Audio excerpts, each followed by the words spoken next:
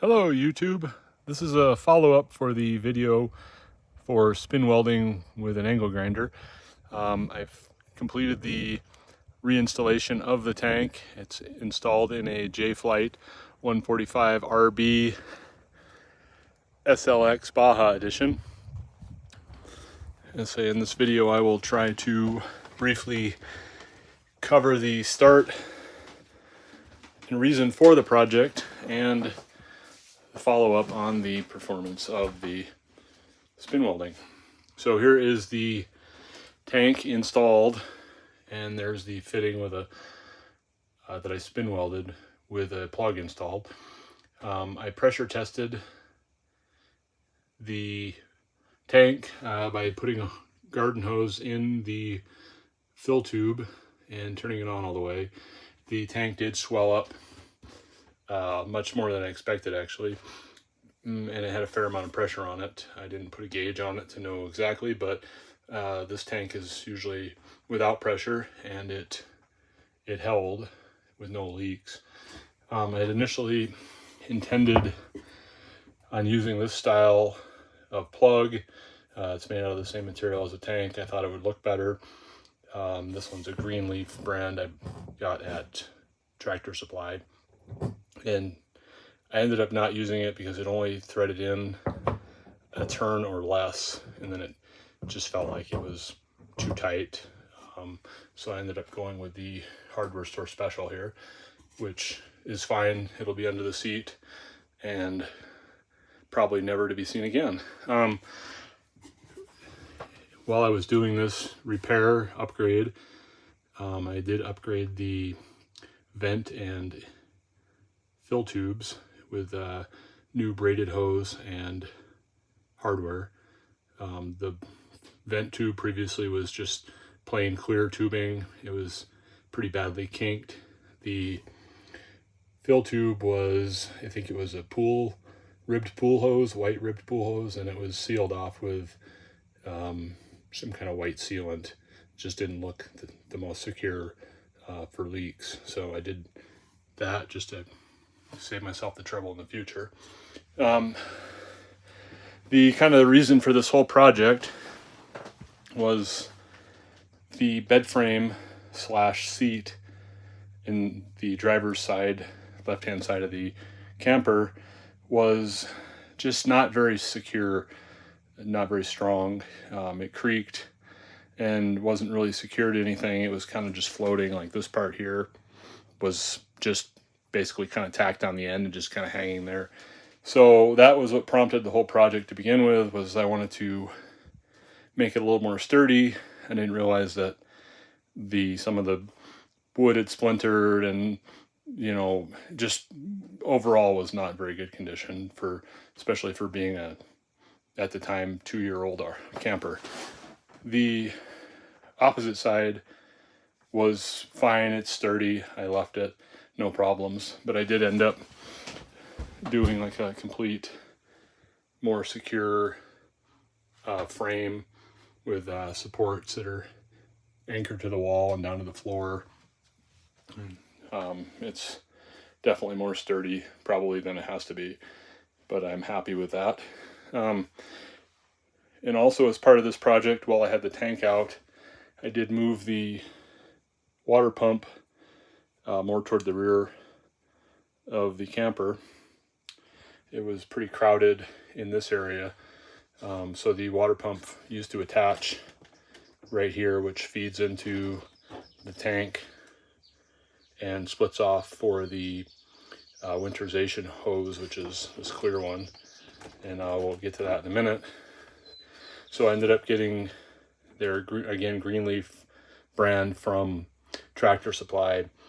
It's a 1/2-inch thread with a 1/2-inch barb. I got cut a few sections of 1/2-inch braided tubing. It's the same tubing I use there, just down here. So what I did was, just to make an extension, this part used to attach to the pump itself in the place of where this one's at. This and the other 90 degree on the other side, I purchased from a local RV supply store. And this one I beveled out a little bit on the inside with a countersink. Try to focus that. Just to kind of match the bevel on the inside, there's a little rubber gasket inside the existing connector just to make it seat better, to prevent leaks. This is a non-pressurized side, so not as critical as the other side, but just the same. I didn't want any leaks, and basically just made this length of tube, connected the two fittings on the end, and the same on the other side, 90 degree, and again into a 90 degree Greenleaf brand with the bevel on the inside just to match the gasket on the existing tubing, which used to connect directly to the output of the water pump. And I did notice that being mounted more securely before, like I said, everything was not super strong or super secure. It seems like the pump is a fair amount quieter. So back to the Winterization Antifreeze tube, you can kind of see there. Previously, slide this over, it was behind this door, well, if you want to call it that. The trim was always falling off. You couldn't spin it without it hitting the floor, so you could only open it about so far. So if you wanted to get to the tube, you had to actually take the screw out, and it's just screwed into, I think it's probably 1/8 inch or so paneling. So eventually that was not really going to last, strip out. So what I did is I kind of redid the whole thing with some, I don't know if I think it's 1/2 inch plywood, but made a whole different panel. This one where the electrical paneling was in, that just kind of fell apart during disassembly.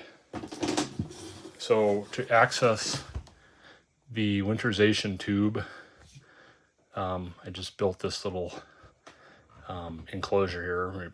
We pull this out, and it's just a piece of ground strap,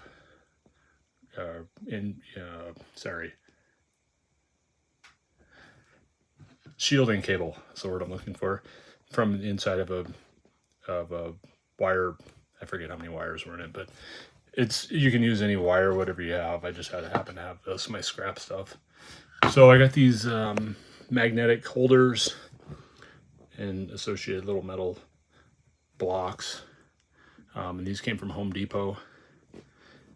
And basically just kind of made it so it stays in there and is removed fairly easily, but it's not going to fall out when you're driving down the road. And then to get the hose, I just kind of tucked it in there, but